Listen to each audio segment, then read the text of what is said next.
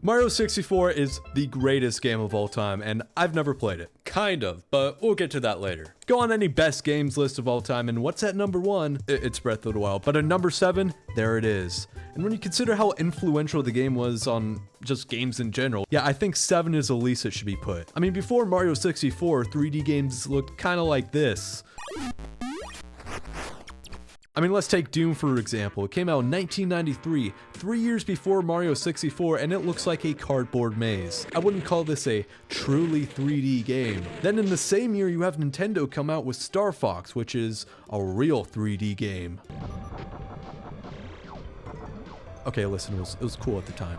Sure, 3D games didn't look good in this era, but that didn't matter. It was about the rapid development of technology, and all of that accumulated in 1996 with the release of the Nintendo 64 and Pilot Wing 64. This was the future of gaming. 3D games never looked this good. And it also launched with Mario 64. That's probably important.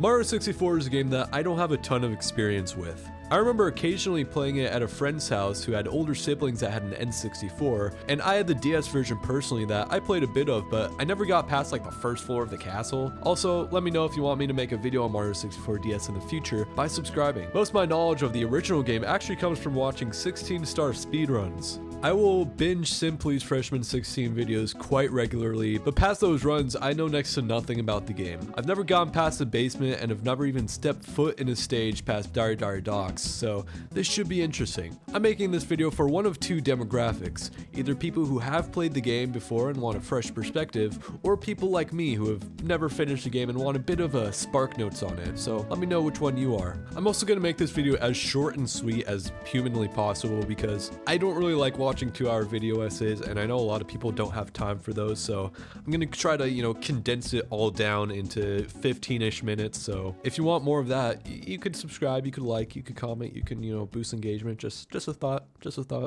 We start a new game and get this lovely cutscene giving us a quick overview of the castle and showing us, yeah, this is a 3D game and you can explore all of this. See that mountain? You can walk there. And here we are in the game. The outside of the castle is really a perfect starting location, especially for the first real 3D platformer most people had played at the time. There's some signs that tell you the basic controls and you have a ton of space to play around in. And there's also a bunch of water so you could get used to the swimming mechanics. And trust me, this game has a lot more swimming than I expected. Some of it not really being a great time, but we'll get to that. And if you get every single star, spoiler alert, there's a Yoshi at the top of the castle. That's cool. Then he jumps into the waterfall. Bye Yoshi. After messing around with the controls, we enter the castle with a very rude message from Bowser. And then you get that classic Mario 64 music, and god, this game's soundtrack is amazing.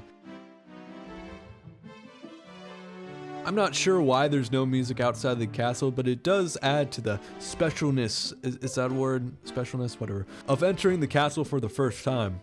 Every single track in this game is incredible, and Nintendo tends to just hit the mark for soundtracks in general, but Mario 64 is just, it's just peak. We then enter the first stage of the game, Bob-omb Battlefield, and you know this stage. It's as iconic as the game itself. You're not told explicitly what to do, all you have to really go on is the name of the star, which in this case is pretty self-explanatory. But for some of the stages later on, you really have to do some exploring, which can either be really great or just annoying. But I'm guessing Big Bob-omb on the summit means we're gonna find a Big Bob-omb on the summit, and on the way there we get a nice look at the stage, and some of the other stars we'll get to collect. Eventually we get up there and we have the first boss battle of the game, which is incredibly easy if you know what you're doing. Just throw the big guy and after one throw he explodes and we get the first star in the game. That was incredibly easy, but that's the first star in the game. It's a nice beginning star.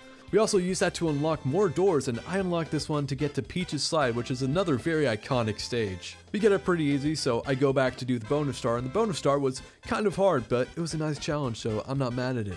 Back in Bob-omb Battlefield, we clear out the rest of the stars, and they're all great, except for the one where we need the wing cap. I hate the wing cap. Tower of the Wing Cap with the first stage I generally was annoyed at, and this game it's very annoying.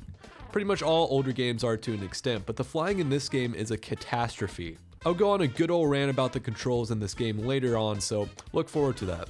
Bob-omb Battlefield is the most iconic Mario stage maybe ever except for 1-1, and it gives you a nice little introduction to all the basics of the game. After this, you know how to play Mario 64. You may not be great at it, but you can move Mario around, which is all that matters. Moving on to the other, maybe most iconic stage in any Mario game, it's Whomp's Fortress. Again, I love this stage. It's a great stage to have early on in the game because, I don't know, it's just laid out perfectly. The more challenging stars on the stage are actually challenging and not just annoying. The boss battle at the top of the stage is pretty easy, but I liked it. The rest of the stage is full of really decent and creative stars like the Blast Away the Wall, where you have to blast away the wall. As I told you, these are pretty self-explanatory.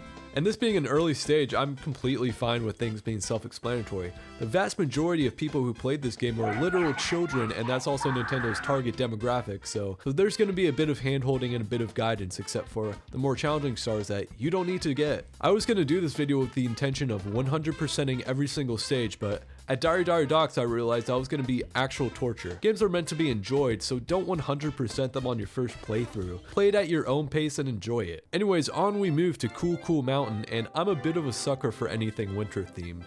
I grew up and have lived all my life in basically a desert where we never got snow. It's a joke that Californians say, we're going to the snow, because snow is a special event for us, and with Mario 64, I can enjoy snow whenever I want from the comfort of my own home. That being said, I don't really like Cool Cool Mountain that much. The times I played the game growing up, I remember really liking Cool Cool Mountain, but I think that's just because I didn't actually care about playing the game, I just liked the snow. A couple of the stars are actually really annoying. The platforming is genuinely difficult, which would be fine, but Mario does not control well. There, I said it. Hate me all you want, but unless you know what you're doing, he controls very clunkily, and that 100% may be the fact that I'm playing on an emulator with an Xbox One controller, but is this any better? They couldn't make the camera work well no matter what they did, because remember, this was like the first actual 3D platformer, and it was on the N64 controller. Do I have to say any more? You couldn't make any game work on this. I mean, if you've ever played GoldenEye, you know what I'm talking about, so I'm not gonna, hold that too much against it, but I'm just throwing it out there. It's not gonna be a flawless experience, and that's fine. Anyways, Jolly Roger Bay.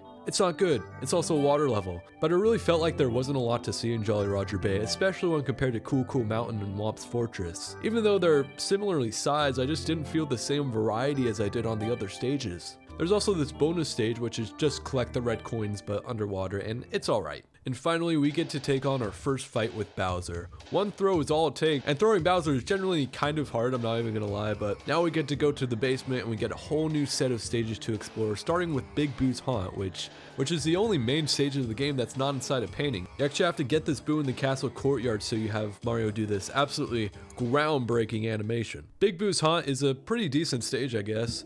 There's a nice variety inside the mansion, and some of the stars are actually kind of hard to find because it's pretty easy to get lost inside the mansion, and guys, there's some genuine horror in this stage. This piano, terrifying. The Heart Star is actually the boss on the top of the mansion. Defeating the Boos requires you to kind of dive at them, or you could also hit them, but that's, that doesn't always work. And you have so little space up here, I found myself falling off the roof too many times, but overall, I really like this stage. The same can't be said for the next couple of stages. We get to drain the castle moat and jump in this hole, and it brings us to the Vanish Cap stage, and this stage was basically torture. The first go was easy. I got the Vanish Cap switch and went back to get a couple stars, and then there were the red coins, which made me want to cry. I don't know why I had so much trouble with the red coin star particularly, but it was just horrible. I took like a 2-week break playing this game because the star just mentally broke me so much. I guess I just have a skill issue. Then we get to Hazy Maze Cave, and Hazy Maze Cave is one of the worst stages in the game. It has a little bit of everything, and everything also sucks.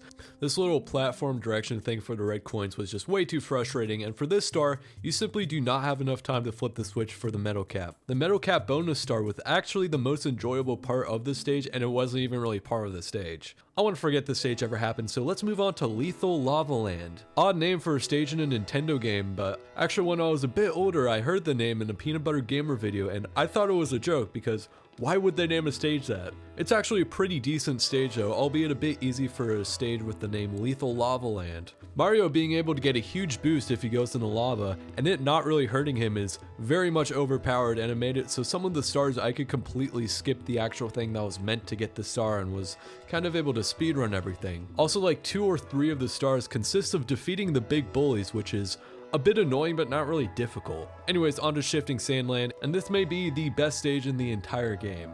The only star I didn't like was the wing cap one, but I don't like any of the wing cap stars, so not much could be done there. But the variety of areas is great. Inside the pyramid and outside the pyramid could be two different stages all on their own, and the boss stage inside the pyramid was by far the best in the game. This bird can also steal Mario's cap, which is a bit annoying, but honestly I think Mario looks a lot better without it. Comment which Mario you prefer. I will heart everyone that says hatless because that's the correct answer. On to the final stage of the basement, which is Dire Dire Docks, and if I'm going to be perfectly honest, I didn't know this was an actual stage. I thought it was just a bonus one to unlock Bowser in the Fire Sea, and that being said, this is also the worst stage in the entire game, and getting the red coins and the 100 coins, or even attempting to get them, literally made me give up. Again, I was going to do 120 stars, but after this, I gave up on that idea completely. Also, the lag is absolutely insane. Again, it may be an emulator issue, but after some Googling, other people have had this issue too, and that kind of seems like a problem on the game's part. I hope whoever designed it stubs their toe and gets a stain on their favorite shirt. Sorry, not sorry. Next, we go do Bowser in the Fire Sea, and when it comes to Bowser stages, this was probably the most enjoyable to play through. It was also the easiest, but we're all lazy, be honest, and, you know, don't hate on me. Come on, you're lazy too. Come on. The actual fight with Bowser was also the best because the stage actually wobbles a bit, which is a perfect example of a fun challenge, and I wish the other Bowser stages had something like it. Well, you know, the other one Bowser stage.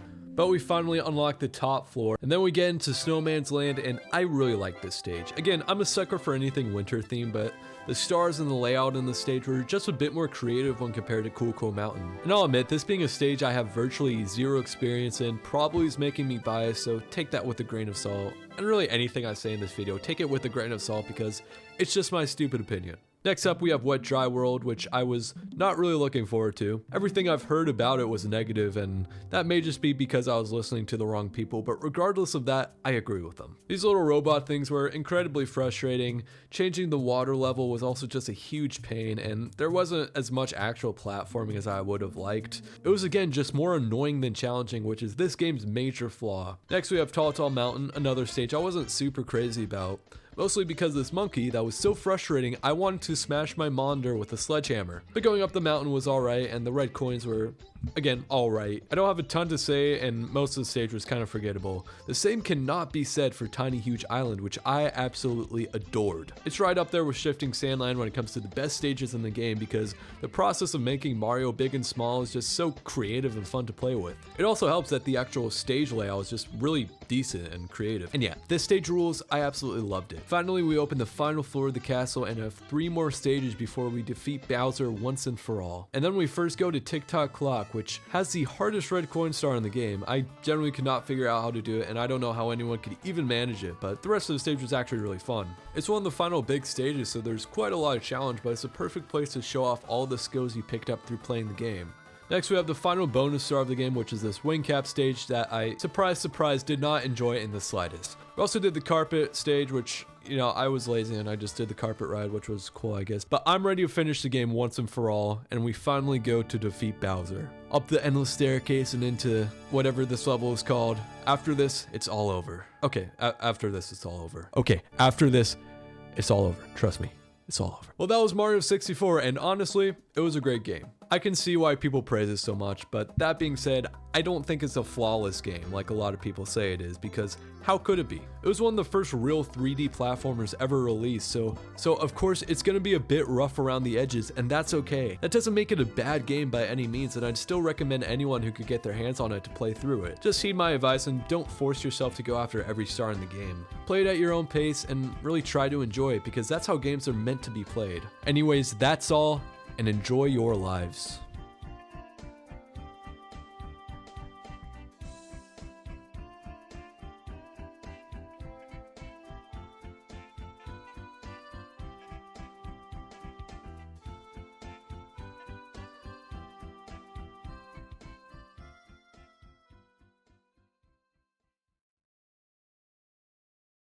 Say something for the record. Tell the people what you feel.